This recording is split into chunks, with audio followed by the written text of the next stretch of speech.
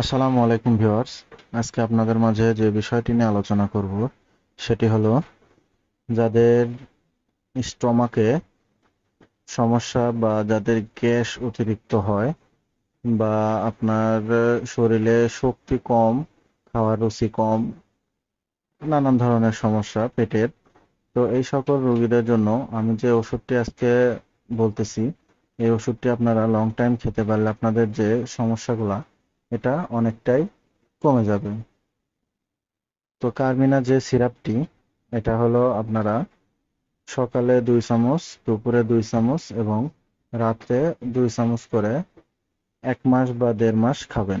তাহলে আপনাদের যে পেটের সমস্যা বা পেটের যে শক্তি বা বলবর্ধক এগুলো আপনাদের ফিরে আসবে এবং আপনার যে গ্যাস বা খাওয়ার অরুচি যদি থেকে থাকে তাহলে এগুলো আপনার সমস্যা অনেকটাই দূর হয়ে যাবে। তো আজকের মতন এখানেই বন্ধুরা, আল্লাহ হাফেজ।